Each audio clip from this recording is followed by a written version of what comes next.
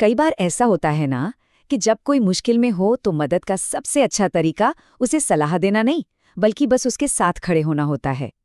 आज की ये कहानी दोस्ती के इसी बहुत ही खूबसूरत पहलू को दिखाती है, एक ऐसे साथ की जो किसी की पूरी दुनिया बदल सकता है। चलिए इस कहानी को करीब से समझते हैं। तो बात है 30 अक्टूबर की एक सर्द सुबह की। बाहर ना लगातार बारिश हो रही थी और पूरे माहौल में एक उदासी सी छाई हुई थी। ऐसा लग रहा था मानो आसमान भी कहानी के जो मेन कैरेक्टर हैं गोपाल, उसके मन का हाल बयां कर रहा हो। और इसी उदास से माहौल में गोपाल का दोस्त है संतोष। वो उसे मंदिर के पास देखता है। गोपाल अपनी बिल्कुल नई चमचमाती हुई मोटरसाइकिल के ठीक बगल में बैठा है, लेकिन उसके चेहरे पर खुशी की जगह एक अजीब सा बोझ दिख रहा है। आखिर ऐसा क्या हुआ? ये थोड़ा अजीब है ना, कि एक बिल्कुल नई नवेली बाइक खरीदी है लेकिन चेहरे की चमक ही गायब है। ये देखकर संतोष को भी लगा कि कुछ तो गड़बड़ है और वो गोपाल के पास चला जाता है। जब संतोष मजाक में पूछता है कि भाई बाइक की पूजा के लिए मिठाई विठाई कब खिला रहा है, तब जाकर गोपाल की उदासी का राज खुलता है। वो बहुत धीमी आवाज में बताता है कि उसके पास तो मिठाई तक के पैसे नहीं है, क्योंकि उस पर 5,000 रुपए की ईएमआई का बोझ आ गया है और हाथ में कोई काम भी नहीं है। अब ये सुनकर ना संतोष ने तुरंत कोई जवाब नहीं दिया। उसके अंदर कई सारी भावनाएं एक साथ उमड़ पड़ीं और यहीं से उसकी दोस्ती की असली परीक्षा शुरू होती है। देखिए, संतोष के मन में कश्मकश चल रही थी। एक तरफ तो उसे गोपाल की नासमझी पर बहुत गुस्सा आ रहा था कि भाई बिना सोचे समझे इतना बड़ा खर्चा कैसे कर दिया, लेकिन दूसरी ही तरफ अपने दोस्त को इस तरह बेबस और लाचार देखकर उसे बहुत दुख भी हो रहा था।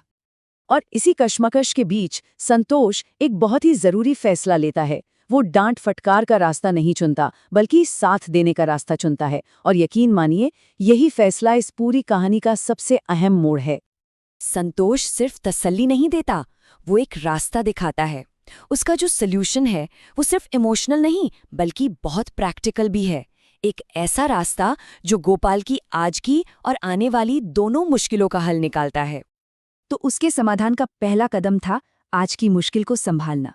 संतोष कहता है, अरे चल, पूजा की मिठाई मैं ले आता हूँ। ये सुनने में बहुत छोटी सी बात लगती है, पर इससे गोपाल को फौरन एक राहत मिलती है। ये दिखाता है कि संतोष उसकी भावनाओं की इज्जत कर रहा है। फिर आता है सल्यूशन का दूसरा और सबसे अहम हिस्सा। संतोष उसे एक बहुत ही सीधा साधा प्लान देता है। वो कहता है, देख, चिंता करना छोड़ और 1-2 दिन का कोई छोटा मोटा काम ढूंढ ले, किसी खेत में या दुकान में, ताकि ईएमआई का पहला कदम तो बढ़े। और फिर वो सबसे जरूरी बात कहता है, मैं तेरे साथ हूं। संतोष के इन शब्दों का असर पता है, जादू जैसा होता है। हताशा में डूबे गोपाल के चेहरे पर उस दिन पहली बार एक हल्की सी मुस्कान आती है। ये सिर्फ एक मुस्कान नहीं थी, ये उम्मीद की एक नई किरण थी। कहानी में एक बहुत ही खूबसूरत बात लिखी है।